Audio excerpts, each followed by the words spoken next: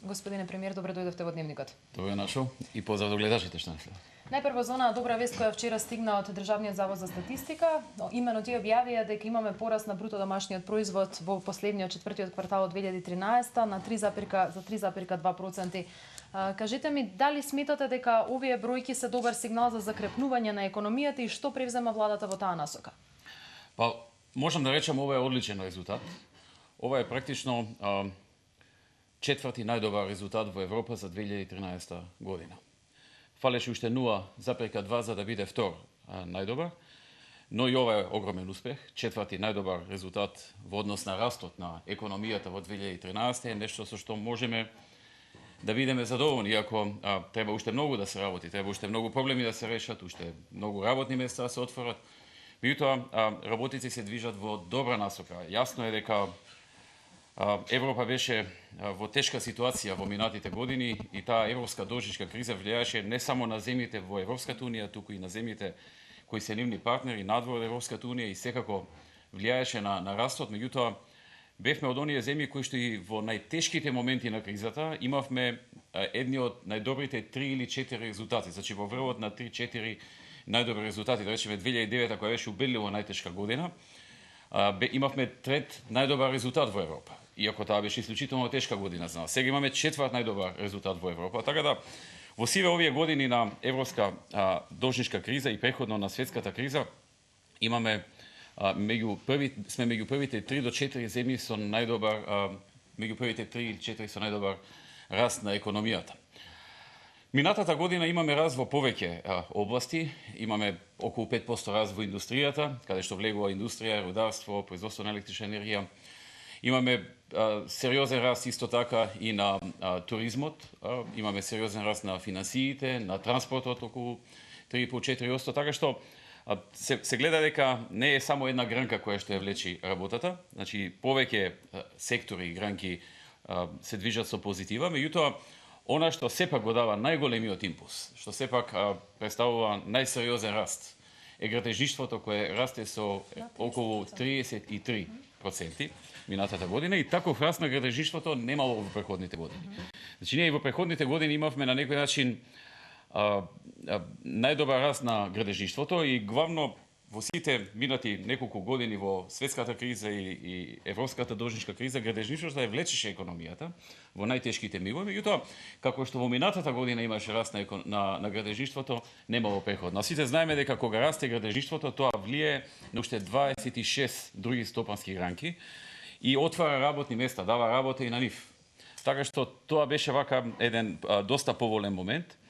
Она што исто така важно е дека минатата година ја завршивме со скромен буџетски дефицит од околу 3,9%, што исто така е еден од пониските буџетски дефицити во Европа, што значи дека сме внимавале во таа експанзија на градежништвото и воопшто еден солиден раст на европско рамниште, да нема некои преголеми задолжувања. Ние сме се уште четврта најниско задолжена земја, да се потсетиме. Значи 2013 година четврт најголем раст на економијата, на бруто домашниот производ, на GDP популарно кажано, или и истовремено четврт најнизок долг во Европа. Извозот исто така растеше за 6,1%. Значи се нас имаме прилично добри придвижувања и тоа се одрази на вработеноста, односно невработеноста. Тоа е интересно што во време на две глобални кризи во Македонија имавме пад на невработеноста од 38 на 28%, што е навистина сериозен пад. Промовиравте една мерка оваа недела, тоест почна да се имплементира за вработување на младите до 29 години. Каков е фидбекот од компаниите? Дали ова може да даде резултати и кои се мерки ги преземате во таа насока? Фидбекот е позитивен. Мислам дека многу брзо, дури и сега почнуваат одредени придвижувања, но набрзо ќе дојде до повеќе придвижувања во тој дел во однос на вработување на младите. Имено да потсетам дека ние и преходно го бевме укинале персоналниот данок. Имавме мерка за укинување на персонален данок за одреден временски период за оние фирми кои што ќе вработат млади до 29 години. Сега дополнително донесовме мерка со кои што им се намалува, односно им се бриши, им се укинува и придонесот за здравствено и за пензиско осигурување, како и придонесот за вработување, така што практично освен платата немаат други дополнителни давачки при донеси и даноци, кога вработуваат млади до 29 години, во период од 12 месеци со обврска да ги задржат уште 12 месеци на работа, така што тоа е еден силен импулс на компаниите да се чувствуваат полесно кога вработуваат млади луѓе. Еден силен импулс на вработување на млади луѓе, зголемување на нивната конкурентност кога бараат работа. И таа мерка е предвидена да трае 2 години со можност за нејзино продолжување доколку ефектите и резултатите се добри, како што и очекуваме. Таа мерка не е можеби добра на долг рок да трае, може да дојде до дисторзија на пазарот на работна сила ако трае предолго, меѓутоа на краток рок дава извонредни резултати. И цениме дека и овој пат ќе даде извонредни резултати. Тоа е како и во медицината, одреден лек до еден момент дава добри резултати, потоа може да прави проблеми. И токму затоа ние го ставивме да важи 2 години, меѓутоа со извонредни услови во него, кои што верувам дека компаниите ќе ги искористат максимално. Инаку што невработеноста е за нив и најтежок. За младите луѓе. Апсолутно. Меѓутоа и тука генерално имаме сериозно предвижување и во однос на младите, но и во однос на севкупната невработеност во земјата. Јас ќе ве потсетам дека некаде крајот на 2005, почеток на 2006, Агенцијата за вработување бележеше 395.000 невработени. Речи си 400.000 невработени за малку. Сега имаме во агенцијата 103.000 невработени кои се пријавиле како активни невработени, кои активно бараат работа, и 118.000 кои се декларирале како пасивни невработени и побарале агенцијата да не им нуди работа. Се заедно се околу 221.000, значи споредено со 400.000, 221.000, вклучувајќи ги пасивните, што јасно и дале на писмено дознание на агенцијата да не им нуди работа, меѓутоа еве и тие да ги ставиме во групата, имаме безмалку половина. Значи не е половина, но од 395 на 221, тоа е сериозно намалување. Тоа се осликува и во анкетата на работна сила, кое што го прави Заводот за статистика и кое што го мониторира Меѓународниот монетарен фонд. Истиот период, ако го споредиме, невработеноста паѓа некаде од околу 38% на околу 28,7%, што се уште е високо, меѓутоа со сериозно намалување од околу 10% поени за овој период исполнет со две крупни кризи. Значи, светската криза, глобална криза и европската должничка криза. Време во кое што обично растеше невработеноста во другите држави, кај нас се намали, успеавме со многу мерки на владата, со многу активности, да отвориме околу 116.000 нови работни места во Македонија. И како што кажав, тоа е и преку многу мерки што ги спроведовме преку Агенцијата за невработеност, односно за вработување, и тоа и преку многу мерки што ги направивме за да ја подобриме бизнис климата во земјата и да ги охрабриме домашните и странските инвеститори да отвораат нови работни места. Постепено тоа си имаше свое влијание. Сите тие презентации надвор од земјата, сите тие менувања на закони внатре во земјата во правец на олеснување на бизнисот и давање специјални поволности при вработувањето и специјални поволности при правењето бизнис во Македонија, при отварањето на компанија, при работењето со таа компанија, си го даде своето. Не случајно Светската банка не прогласи за 25-та најуспешна земја во светот во делот на создавање добра бизнис клима, а бевме 94-ти во 2006-та во светот. Ако не се лажам, само во првите месеци од годината веќе имаме најава од 8 странски компании кои сакаат влез во земјава и кажале да за онаа бизнис клима која вие им ја нудите на овие презентации низ светот. Какви ви се очекувањата за годината? Можеме ли да бидеме оптимисти дека уште повеќе инвеститори ќе доаѓаат, имајќи во предвид дека само оваа најава на почетокот на годината попат е поголема отколку сите инвестиции кои ги имавме лани? Значи вака, јас уште во новогодишното обраќање споменав дека очекувањата се најмалку 20 нови компании, фабрики да отворат своји капацитети во Македонија или да објават дека ги отварат, значи да почнат. Некој од нив да почна со градба, некој од нив да заврша со градба, во секој случај 20 новини во однос на нови фабрики, нови капацитети. И тоа беше прилично конзервативна проекција. Јас преходно се исконсултирав со тимот со кој што работиме на привлекување инвестиции. Без претерување, значи. Да, и бројката беше нешто повисока, јас малку ја намалив за секој случај да не се излетам и да имам потоа критики. И како што гледате, во оваа година веќе германската Маккарт објави инвестиција во Велес. Јас ги сретнав неодамна на моите патувања во Штутгарт. Ми кажаа дека крајот на април планираат да почнат со градба на нивната фабрика во близина на Велес. Амфенол веќе почнаа во Кочани да вработуваат луѓе. Планот им е да дојдат до околу 2000 вработувања. Маккарт објавија околу 600 или 700, не ме фаќате точно за збор. Компанија од Дубај почна со градба на свој капацитет на откупно-дистрибутивен центар во близина на Ресен. Ќе работи околу 100 луѓе, меѓутоа тука поголемата вредност е што ќе откупува значаен дел од производените јаболка во Ресенскиот регион и ќе ги извезува главно на пазарите во Блискиот и Средниот Исток, што на некој начин за луѓето што таму живеат значи една известност дека во голема мера ќе им биде откупен производот. Други компании исто значени се украинската компанија која што купи 3 концесии за рудници и која што најави дека за првите 2 кои што се во близина на Валандово ќе стартува веднаш со најпрвен кратко време со припревни работи, а потоа и со отворање на рудникот и ќе работи заедно со двете фабрики што ги планира. Значи тие планираат 2 рудника таму и 2 фабрики за производство на жици од бакар и за одредени процеси во преработката на бакарот. Значи едната за преработката на бакарот, втората за производство на жици, кои што директно ќе ги извезуваат од Македонија или светот. Се заедно околу 400 до 500 вработувања, плюс купи една концесија во близина на Старо Нагоричане, односно во Старо Нагоричане, но за неја ќе им требаат подготвителни работи од околу 3 до 4 години, потоа ќе го отворат рудникот. Има и други најави. Пред некој ден беше кај мене компанија со која подолг период работиме и таа ми потврди, јас не смеам се уште да го спомнам нејзиното име додека таа не објави.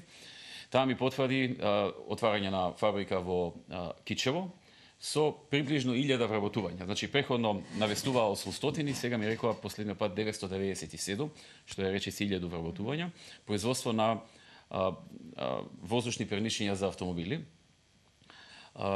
Исто така и други компании се во завршна фаза на објавување на нивна инвестиција. Неодамна и една крупна англиска компанија ја објави својата инвестиција во Македонија, ќе почнат во Скопје со околу 450 вработувања, производство на софтвер, а подосна нивниот се уште неофицијален план е да продолжат во внатрешноста на уште неколку локации, исто така производство на софтвер, со можност за доаѓање до 1000 вработувања од нивна страна во првиот период од првите 3 години, овие 450 во Скопје, а од 4-та до 5-та или 6-та уште 550. Има уште повеќе други, значи ние сме во длабоки преговори со многу од нив и со некои од нив во завршна фаза. И мислам дека работите тргнаа во една добра насока. Кризата во Европа почна да попушта, таа не е завршена, но почна да попушта и ние сме меѓу земјите што најбрзо излегуваат од неа. Впрочем, растот од 3,1% минатата година покажува и четвртото место според високиот раст покажува дека сме меѓу земјите кои што најбрзо фаќаат излез од тој тежок период. Да. Добро ако сме веќе ставени на таа инвестициска мапа, доколку инвеститорите веќе не препознаваат како дестинација. Меѓутоа за самиот раст големо влијание има и многу проекти што самата влада ги продуцираше. Директни инвестиции како што се градба на многу локални патишта или нивна реконструкција, градба и реконструкција на многу регионални патишта во Македонија. 100 милиони евра беа инвестирани само минатата година во локални и регионални, нешто градби, нешто реконструкции. Оваа година веќе се дава и поголем импулс на тоа затоа што веќе се градат 3 автопатишта. И новата градба на автопатот од Скопје кон Штип, значи автопатот во Источна Македонија, како и автопатот во Западна Македонија од Охрид до Кичево, Охридско-Струшкиот регион до Кичево, ќе биде сериозен импулс на градежниот сектор, а покрај градежниот и многу други сектори ќе добијат нова енергија во тој дел, во смисла на работа, отворање на работни места додека се градат тие автопатишта, а откако ќе се изградат и нови можности за бизнисот, за туризмот и така и за граѓаните се разбира пред се. Така што има и други проекти, се гради автопатот Демир Капија Гевгелија, кој треба да заврши во 2016-та, овој кон Штип треба да заврши во за 3 години од сега, значи во 2017-та, а кон Охрид Кичево треба да заврши во 2018 година. Крупни работи никогаш во Македонија 3 автопати во исто време не се граделе. Ова е прв пат да се градат 3 автопати истовремено и паралелно на тоа да се градат и многу или да се реконструират многу други регионални патишта или локални патишта. И покрај ова инфраструктурна инвазија во инфраструктурата која што се прави, сте предмет на критика од страна на опозицијата, особено еве во овој дел, откако започна изградбата на патиштата. Па не само патиштата, се гради железницата кон Бугарија. 550 милиони евра проект за изградба на железница од Куманово до Белјаковци, од Белјаковци до границата. Тој започна, обезбедена финансиска конструкција и тој ќе даде свој допринос. Исто така, во железницата се реконструира коридор 10, 17 милиони евра. Се набавија нови товарни вагони, 150 вагони. Ќе се замени 60% од возниот парк на патничките вагони. Веќе се склучени договори за товарните вагони, а пресклучување е договорот за патничките вагони, кои што дел крајот на година, а дел следната година треба да пристигнат. Има крупни проекти, а што се однесува до критиките, демократија и критики мора да има. Моje е да внимавам, да работам исправно, да внимавам и моите соработници да работат исправно, согласно закон, согласно етичките норми, и нормално да одговорам на тие критики, да луѓето не дојдат во заблуда дека навистина нешто тоа е точно. Не знам на што конкретно алудирате, доколку имате некое конкретно прашање со критиките, јас сум тука да одговорам. Сега е период на избори и природно е опозицијата да ги зачисти незините напади. Неточни, многу од нив неточни Гледате ли ви обвинувања? Последни обвинувања кои што се околу изградбата на автопатот Демир Капија Смоквица?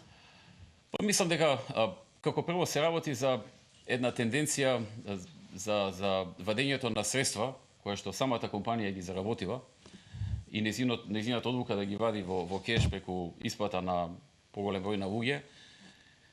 Не го гледам начинот како тие се обидуваат тоа да ми го залепат на мене како некаква моја грешка или како некој мој пропуск или не знам што. Значи, многу компании во Македонија што заработуваат пари на различни начини ги користат, оваа компанија одлучила на таков начин да ги користи. Меѓутоа, симптоматично е тоа што практично некаде крајот на минатата година дознав во овој меѓу период, имало пријава од локалната банка до една институција државна и таа институција започнала истрага. Потоа во истрагата се вклучиле и други институции. Истрага во смисла да се види дали е севоре или не е севоре. Значи ние не можеме да кажеме однапред да таму има некаков незаконски начин на работење или што ли не друго. Нити пак можеме со сигурност додека не заврши таа проверка, таа истрага е всушност проверка. Се проверуваат работите. И многу интересно е што Социјалдемократскиот сојуз се погрежи за тоа да се дознае, да дознае и оној кој што можеби, ние не знаеме, но можеби правил некакви незаконски работи. Тоа е така прилично симптоматично. Обично таквите проверки се вршат внимателно. Ваквите јавни прозивања штетат на тие проверки, на тие истраги, меѓутоа, тие најдоа дека е добро кога се прават такви проверки да биде јавно соопштено. Невообичаено е во другите земји такво нешто, но тоа е нивна работа. Како и да е, ние работиме по закон, ние работиме не само по закон, туку и по етичките норми. Се трудиме максимално тоа да го правиме. Не велам дека сме идеални, дека некој нешто не погрешил, сите сме живи луѓе и секогаш може некаква грешка да се направи. Меѓутоа тука сме да ги откриваме грешките, доколку навистина настанале, да ги коригираме и да не дозволуваме да се многу чести. И по тоа се разликуваме од СРСМ практично. Секој жив човек знае да погреши, меѓутоа некој греши многу повеќе, некој греши многу помалку и луѓето ценат и гледаат како е работата и го даваат гласот за тој што поефикасно работи со помалку грешки. Ајде, кога зборуваме за критиките, една тема која денуве поактуелна на социјалните медиуми отколку, да кажеме, пошироко, проблемот со студентските домови. Видовме фотографии од еден студентски дом во Скопје, студентскиот дом Гоце Делчев, кој навистина, доколку се автентични, а не можам да тврдам колку се, навистина изгледа лошо. Имате ли информација како е тоа на терен и дали планирате да преземете нешто во таа насока? Деновиве се поразговара со неколку инволвирани луѓе во овој сектор. Моето мислење е дека студентите се во право. во студентскиот дом Гоце Делчев. Постои пропуст со задоснување на почеток на реновирање на тој студентски дом. Ние доста внимание обрнавме на некои други студентски домови. Например, Стив Наумов се реконструираше и се изградија нови објекти, за што се инвестира околу 2 милиони евра. Милиони и пол евра за градба на нови објекти и 500.000 евра за реконструкција, и тоа е во самиот финиш. Меѓутоа, очигледно запоставено беше реновирањето на Гоце Делчев. И она што можам да го кажам е дека веќе на следната седница во вторник јас ќе предложам заклучок и се надам владата тоа ќе го усвои за почеток, итем почеток на правење на проект за реконструкција. Штом проектот заврши, ќе почне и самата реконструкција, се надевам ова лето. Тоа е добра вест. Денеска видовме информација околу една мерка која што вие преземавте во текот на оваа година, дека масовно стечајците кои што се останати без работа во фирми со доминантен државен капитал се пријавуваат за да ги искористат придобивките од оној закон за нивно обештетување. Кажете ми, дали мислите дека со овој закон конечно решено нивното прашање и како и прашањето на професионалните војници? Имаше некоја најава колку очекувате да се спроведе и ретроактивното важење на мерката за вработување на професионалните војници? Чи прво да подсетам дека и прашањето со стечајците и прашањето со професионалните војници не е ново и датира уште во времето кога СДСМ беше на власт, беше 4 години, имаше можност да го реши. Не го реши. Тие бара, штрајкува, протестира, како професионалните војници, така и стечајните работници. Тоа вака да подсетиме, да одбележиме дека не е нешто ново, и ако некој сега кажува дека проблемот е поврзан само со нас, да се подсетиме дека имаше шанса тој проблем да го реши.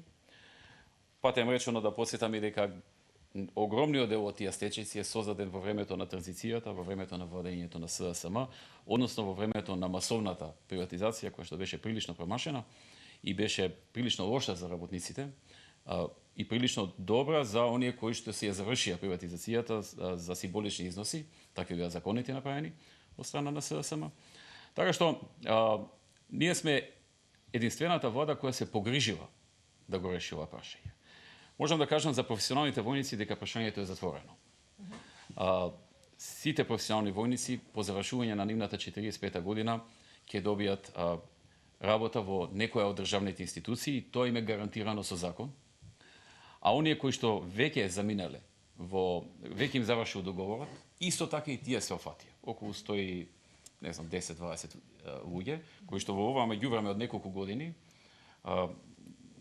им прекинал договорот заради 38 годишна возраст, и тие се офаќаат и во рок од 9 месеци, согласно законот, од 9 месеци откако законот е веќе стапен на сила, тие ќе добијат, ќе им биде понудено вработување. Во однос на стечајците, можам да кажам дека ние правиме разграничување. И тоа би сакал уште еднаш да го повторам, како да се позаборави во нашата јавност. Разграничување на стечени работници, кои што останале без работа, во фирми кои што биле со доминантно државен капитал. Општествен, државен, но каква и да е форма на државен капитал. И фирми кои што биле во доминантно, значи над 50% приватно собствеништво.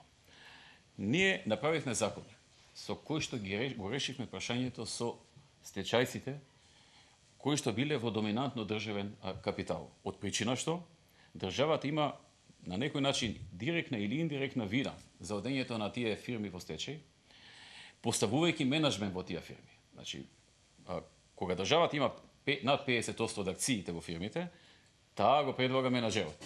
И менаџерот управува со компанијата, некогаш успешно, некогаш не толку. Во тие случаи, очигледно државата во тоа време, зборувам кога ги поставувала менаџерите, во 90-тите главно, нешто и подосна, тие не успеале да ја одржат фирмата и фирмата отишла во стечај. Работниците останале без работа. Тука државата, независно која власт била, дали во 95-та била СДСМ или во 98-та ВМРО, или во 2004-та СДСМ, независно која власт била, ние ја преземаме на некој начин одговорноста на секоја поранешна власт. Тие стечени работници, на нив им е обезбедена надокнада до пензија. Ако не најдат работа, до денот на пензионирање, тие ќе добиваат од буџетот секој месец надокнада. И тоа прашање е затворено. Сите се решени. еве сега со последната тура нови 3000, нели сега имаше една дополна на законот за одредена група која што не била фатена преходно, сега и таа се офати, нови 3000 луѓе и тоа е решено. Втората група е од приватни компании или доминантно приватни. И тука државата не може да превземе вина затоа што некој приватен му попаднала фирмата. Тој си го избрал менеджментот, тој раководел со компанијата, државата нема никаква вина и не можеме да најдеме оправданост од вкупните пари во буџетот што ги полнат сите граѓани кои што работат, од тие пари да се зема и да се дава средства на оние кои што работеле во приватна фирма и таа пропаднала.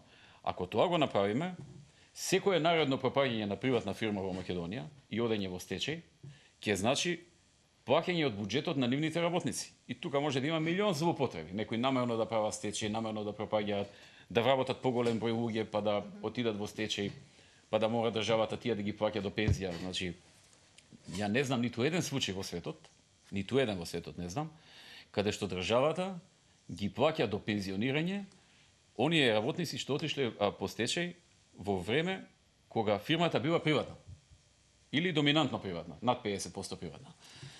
Мене ми е жал за тие луѓе, јас многу се трудам да им помогнеме преку разни програми на агенцијата за вработување, програми за самовработување, каде што е можно дообуки, тренинзи за да добијат поголеми квалификации и поголема конкурентност, преку носење на други инвеститори во земјата, охрабрување на домашните и привлекување на странски инвеститори да отворат нови работни места и да вработат еден дел од тие луѓе.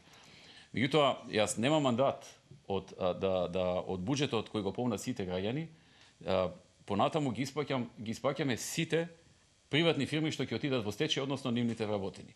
Бидејќи тоа го нема никаде. Треба да биде уникатен пример во светот, каде што која и фирма да отиде по стечај, владата ќе треба да ја вработените да ги плаќа до пензионирање и тука се нарушува целосно пазарниот однос и се отвараат можности за многу злоупотреби во иднина.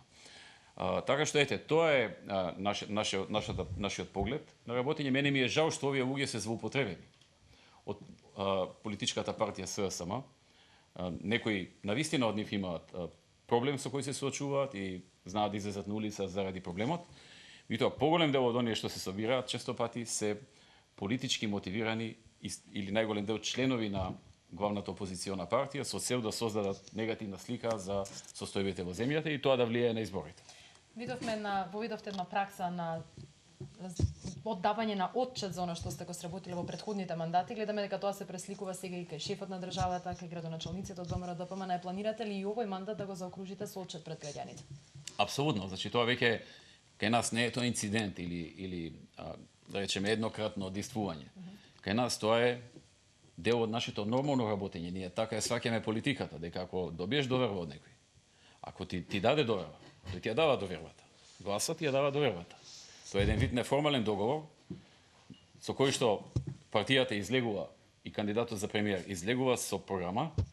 Тоа е документ во кој е напишано ако ја добиеш довербата, што ќе сработиш во следните 4 години и како тоа ќе го правиш.